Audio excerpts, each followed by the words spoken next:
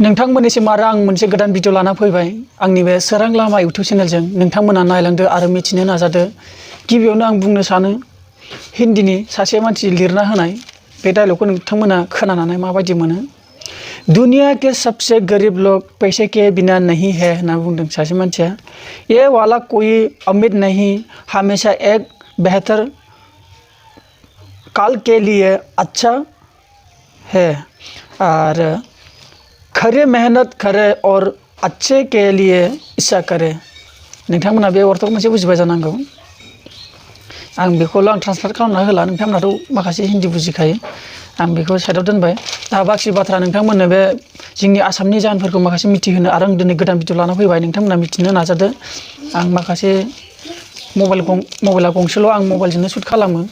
जेबो गैया, आं मबाइलजोंनो एडिट खालामो, माखासे बिदिनो मबाइलजोंनो केमेरा खालामो। आंनाव आरो मबाइल गंनै थानोमोनबा आं मबाइलाव लायलाय नोंथांमोननो बुंनो हागौमोन। बेनिखायनो आं दा नै बहिजों लिरख'ना नोंथांमोननो खिन्थानाय जायो। माखासे दा आं मिथिहोनो सानबाय माखासे गासिबो जोंनि माखासे हेमन्त शर्मा मोननि होनाय माखासे बे टुइटाराव रिलि मा प्रब्लेम जाना थांमारदों नैबे COVID-19खौ लानानै दिनै बेखौनो आं दा जाहोन आरो प्रब्लेमफोरखौ खिन्थानो सानदों। माखासे मोजां आरो माखासे गाज्रि खबरबो दङ, नोंथांमोना नायलांबानो जाबाय। आरो नोंथांमोननि गेजेराव एसे भइसआ प्रब्लेम फैनो हागौ, एसे आउटसाइडनि एसे माथो साथो फैनो हागौ, नोंथांमोना बेखौ एसे कन्ट्रल खालामबानो जाबाय। आंनि बुंनायखौल' फकास खालामबानो जाबाय नोंथांमोना, माने नोंथांमोना मिथिनो एबा बुजिनो हानायनि।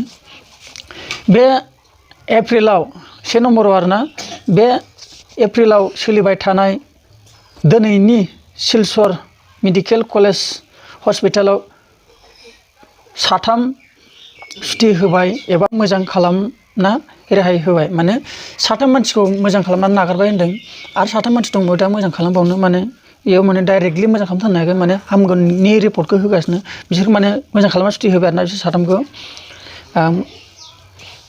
बिनिफ्राय दा गासै जोंनि आसामाव मोजां खालामनो हानाया जाबाय 12 जन जाबाय आरो लोगोसे प्लास फैनो दंबायो। बे गाबोन साननैनि गेजेराव जों रिजाल्टखौ मोननो हागौ। 3 मोजां जागोन बादे, नोंथांमोना स्क्रिनाव नायबानो जाबाय। आरो 2 नम्बराव मुम्बाइआव फासिनानै थानाय 95 जन केन्सार बेरामिखौ साबमिट खालामबाय होननानै मिथिहोदों हेमन्त शर्माया। आरो 720 बेमारिखौ आसामनि फासिना थानायफोरनो 25,000 माने बिसोरनो रेहाय होदों सासेयाव। माने जायफोर बेमार जाना दंबा नोंथांमोना बेफोरबायदि खालामना लाबानो जाबाय। माने बेमारनि मोनसे प्रमान नांगौ, हय डाक्टारनि प्रमानफोर बेफोरबायदि नांगौ जानांगौ। मा नोंथांमोना सरकारनिफ्राय 25,000खौ सहाय मोनगोन, बेयाव रोखानो हेमन्त शर्माया बुंनाय दंखायो। ओमफ्राय बाखि 208 बेलेग बाहागोखौ बिसार खालामगासिनो दं। माने 28 जन मानसिखौ दा माने बिसोर बेलेग बिभागनि, माने बिसोर बेमाराव गोलैनाय नङा, दिनै बिसोरखौबो माने बिसार खालामगासिनो, माने बिसोर बेबस्था लागासिनो आरोना।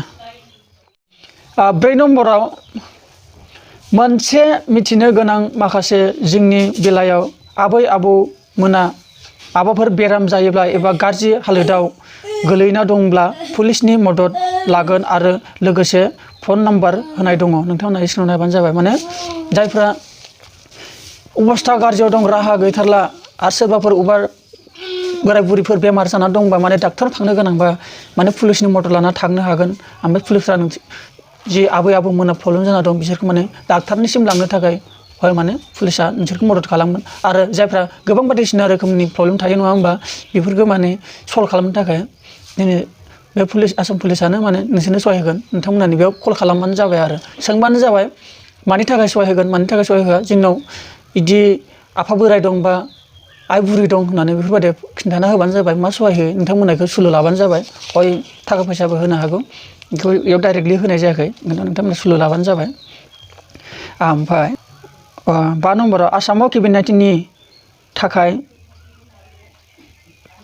गन्थंआवबो एक्सरे नायनो हायो होननानै बुंदों। माने दा मोनसे गोदान आदब लाना फैदों आरोना डाक्टारफ्रा। माने दा जों थैखौ बख'नानैसो माने चेक खालामोमोन नालाय, कर'ना भाइरास नांदोंना नाङाखै, थैयाव प्लास जादोंना जायाखै कर'नाया, बेखौसो माने थैखौ बख'नानै चेक, माने पजिटिभ नेगेटिभ बेखौ चेक खालामोन। बानायोमोन आरोना। दा बिदि खालामा लाबानो दा मोनसे गोदान ओमफ्राय मोनसे गोदान माने बुस्थु ओंखारदों माने बेखौ गन्थंआव सोना होयो। नोंथांमोना नै पिक्साराव नाय गन्थंआव सोना होबानो माने नोंथांनाव डाइरेक्टलि माने एक्सट्रा नायनानै हमनो हायो जाहैदों। गोदान ओंखारनाय माने मुवा बियो। बेखिनियानोमोन नोंथांमोननिसिम आं बे भिडिअ नोंथांमोनखौ मिथिहोनो बानायनाया। नोंथांमोना बे भिडिअखौ मोजां मोनदोंबा लाइक खालामबानो जाबाय आरो लोगोसे जायफोर गोदान फैदों बेखौनो आं रिकुवेस्ट खालामबाय थायो। आंहा दासिमबो जौगानो हायाखै, आं गोदान इउटुबारसो। नोंथांमोनहा जुदि आंखौ अननाय दं एबा नोंथांमोना आंखौ जुदि सापर्ट होयो आरो आंनि इउटुब चेनेलखौ जुदि जौगाहोनो गोसो दं नोंथांमोना होमबा आंनि जायफ्रा गोदान फैदों आंनि बे इउटुब चेनेलखौ साबस्क्राइब खालामनानै लागोन आरो आंनि गोदान गोदान आपल'ड खालामनाय भिडिअखौ नोंथांमोना नायनो एबा मोननो हानाय बायदि नोंथांमोननिसिम आं बेखौनो भरसा खालामो। नोंथांमोना आंखौ सापर्ट खालामगोन आरो अरायबो आं बर'नि सायाव मोनसे मोजां मिथिहोनानै बयबो जों रैखाथियाव थानो हायो। बेखौनो आंनि जा नलेज दं नोंथांमोननो आङो गियान होनो हानायखौनो आं नोंथांमोननो थोजासे साननानै लायो। बेखौनो आं नोंथांमोननिसिम बिदाय लाबाय। बाय बाय।